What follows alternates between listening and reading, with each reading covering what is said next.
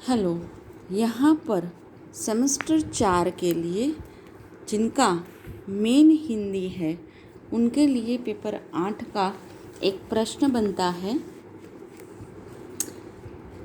बीत गई सो बात गई काव्य का भावार्थ लिखते हुए कवि का दर्शन प्रस्तुत कीजिए।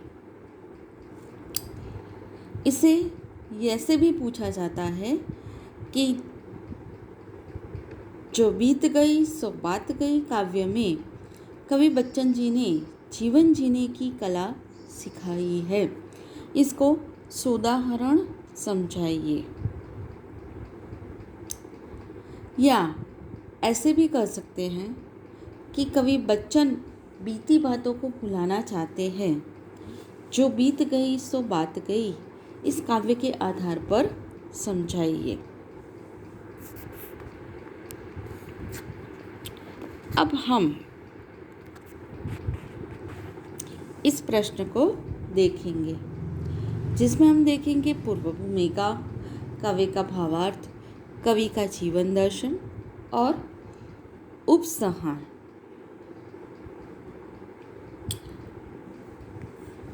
प्रश्न के उत्तर को देखते हैं।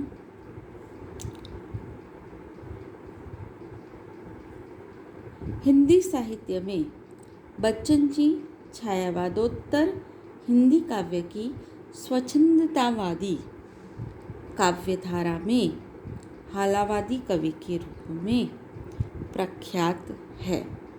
हम उन्हें हालावादी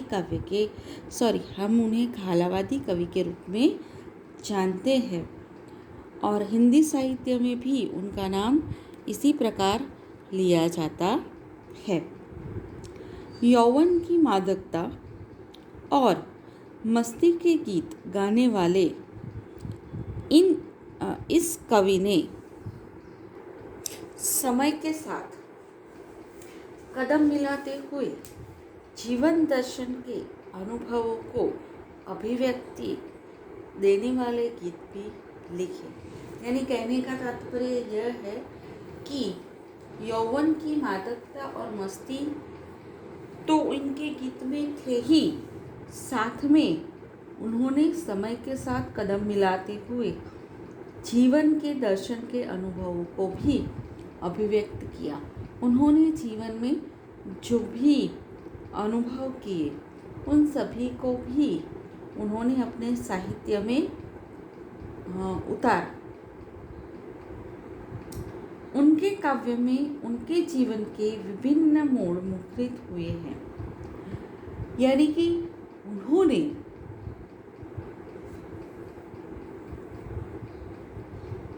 अपने जीवन में घटने वाली विविध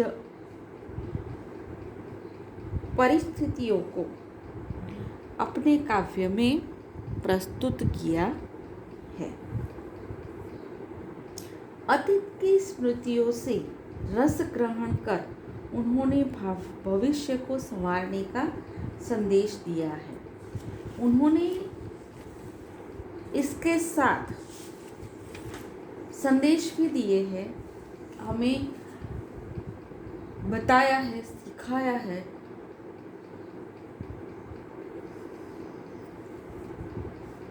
कि हमें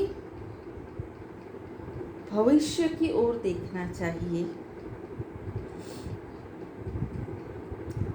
और इसके लिए हमें भविष्य की ओर देखने के लिए हमें अतीत की यादों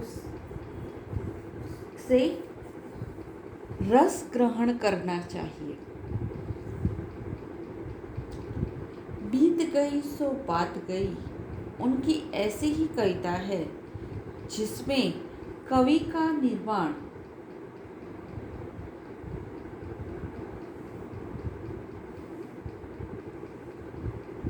और आशावादी का स्वर मुखरित हो उठा है।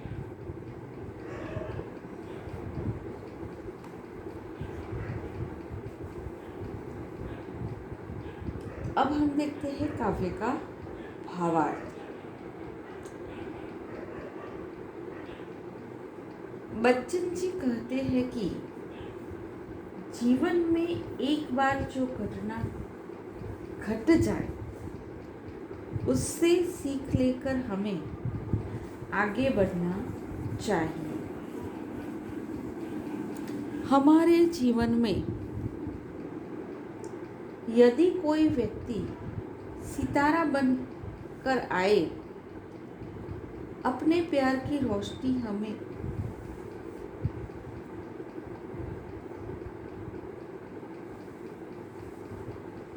अपने प्यार की रोशनी से हमें रोशन कर दे और अचानक चला जाए तो दुखी न हो। उनके कहने का तात्पर्य यह है कि हमारे जीवन में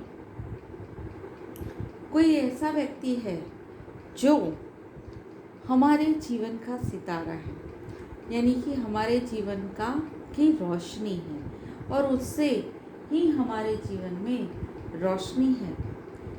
मगर ऐसा हो सकता है कि ऐसा जो व्यक्ति है वो हमारे जीवन से अचानक चला जाए और अचानक चला जाए तो हमें उसके चले जाने पर दुखी नहीं होना चाहिए।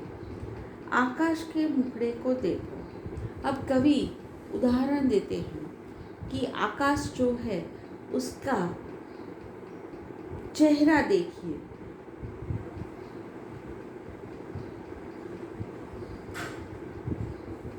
उसके कई तारे टूटकर गिर गए, उससे छूट गए, बाद में कभी वापस नहीं मिले।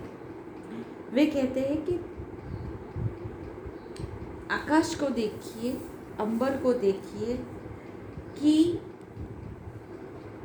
उसके कई तारे टूट गए हैं, बिखर गए हैं, छूट गए हैं और फिर वे वापस कभी नहीं आए।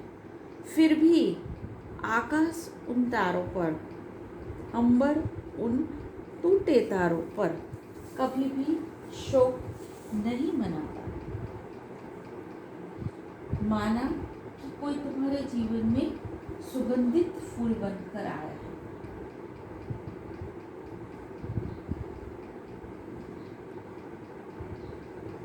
जिस पर तुमने अपना सारा जीवन तन मन धन न्यौछावर कर दिया और आज वह फूल सूख गया,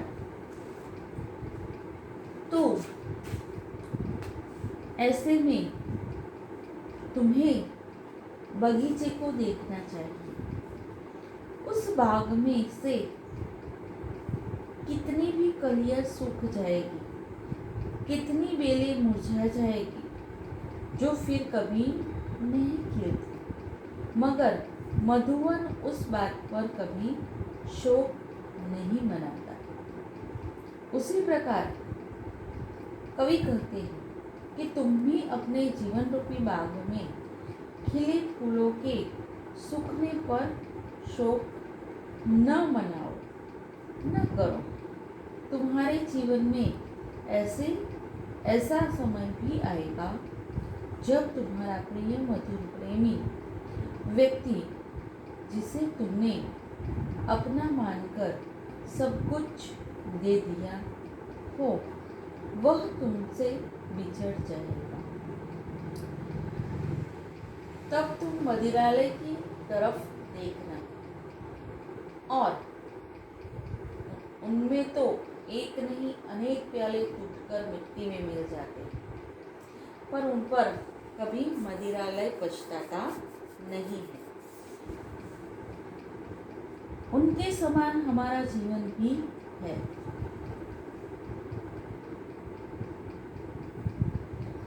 मिट्टी से बना हुआ हर एक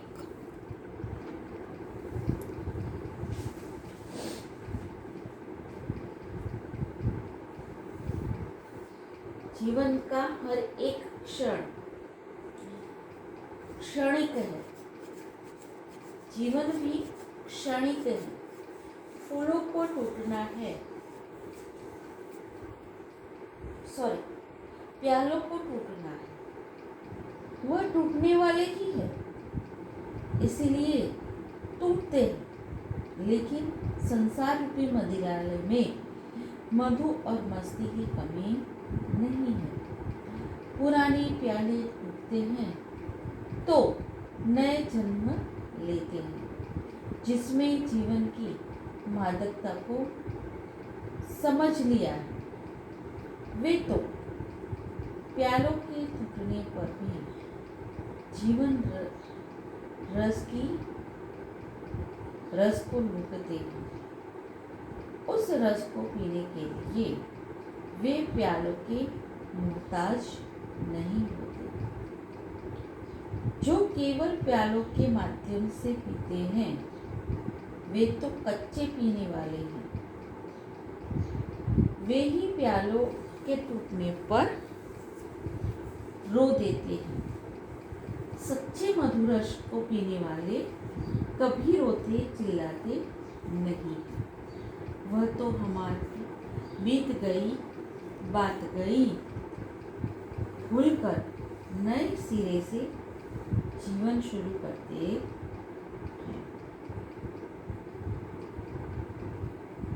अब हम देखते हैं कवि का जीवन दर्शन। बच्चन जी के काव्य की मूल धारा उनके व्यक्तिगत जीवन के उतार चढ़ाव के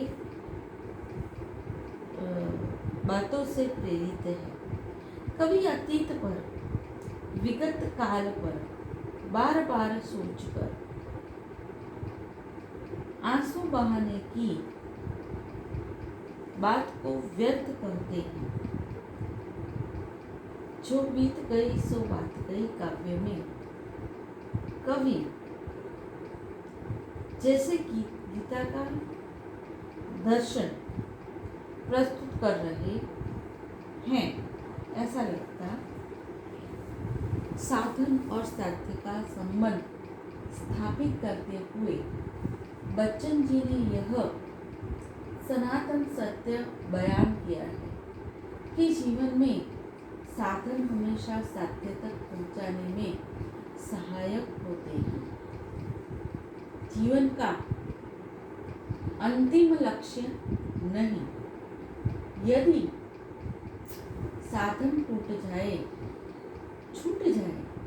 तो भी साध्य नहीं छूटना चाहिए। व्यक्ति को साधन के टूटने पर शोक नहीं मनाना चाहिए। अपने दर्शन को स्पष्ट रूप में प्रस्तुत करने के लिए कवि ने बिंबों, प्रतीकों एवं नवीन उपमानों का सुंदर प्रयोग किया है। उनका जीवन दर्शन एकदम वास्तविक है। जीवन में घटित घटनाओं को दृष्टा बनकर स्वीकार करना सुसंगत है, क्योंकि जीवन कभी रुकता नहीं है। जीवन से निराश होने वाली युवा पीढ़ी को वे संदेश देते हैं।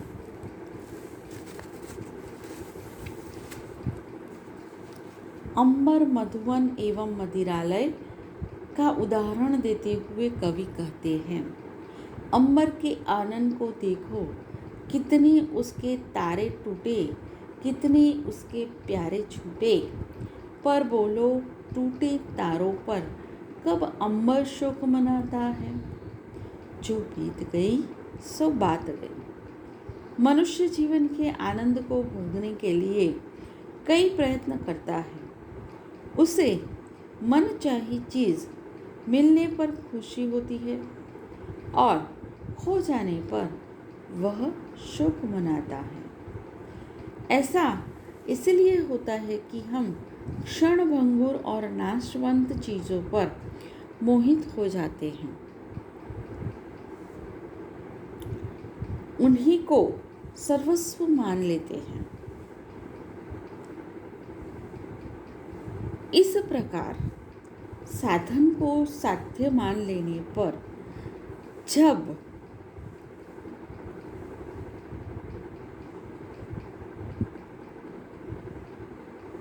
साधन छूट जाता है तब शोक होता है। जिसने जीवन जीने की कला सीख ली है वह कभी साधन के मोह में नहीं पड़ता। उनकी ममता साधन पर नहीं होती। ऐसे लोगों को बच्चन जी कच्चा पीने वाला मानते हैं, जो साध्य के बदले साधन पर ममता रखकर उसके छूट जाने पर दुख करते हैं, शोक करते हैं। वह कच्चा पीने वाला है जिसकी ममता घट प्यालों पर। कवि का दर्शन स्पष्ट है। उनके अनुसार जिसने जीवन के अनुभवों से सार ग्रहण कर अपने लक्ष्य को पहचान लिया है, जीवन की मादकता का सही मायनों में रस पी लिया है, वे साधनों के मोहताज नहीं होते। वे जीवन रूपी मदिरालय से मधुर रस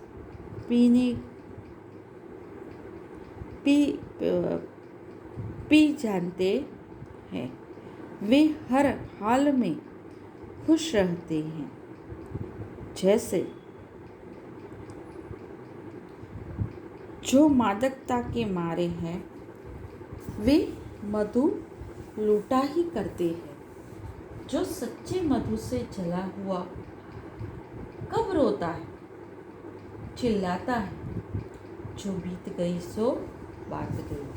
जो सच्चा पीने वाला अर्थात जो जीवन दर्शन को समझने वाला है वह नाशवंत चीज़ों को छूता नहीं। ऐसे लोग जीवन में आने वाले दुखों को भूलकर नए तरीके से जीवन जीते हैं, मेहनत करते हैं। इसलिए बच्चन जी जो बीत गई सो बात गई कहकर जीवन में आशावाद जगाते हैं। मनुष्य के जीवन में साधन का नहीं साध्य का महत्व बताते हैं। यदि मनुष्य इस दर्शन को पा लेते हैं तो उसे भी शोक नहीं होगा। वह गीता का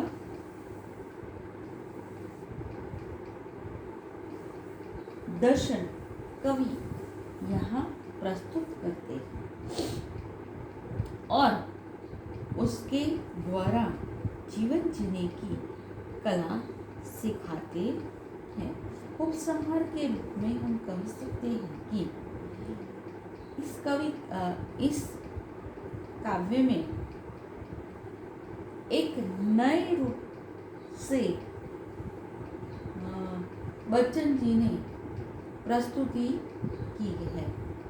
जीवन के उतार चढ़ाव से उन्होंने जो महसूस किया है वह यहाँ प्रस्तुत किया है, जिसे उन्होंने प्रतीकात्मक ढंग से प्रस्तुत किया है। सच कहा जाए तो अंबर, मधुबन और मदिरालय के माध्यम से कवि ने अपना जीवन दर्शन यहाँ प्रस्तुत किया है। कविता में प्रस्तुत कर उन्होंने पीढ़ी में आशावादिता का स्वर भी जगाया है। यह काव्य यहाँ पर पूर्ण हुआ।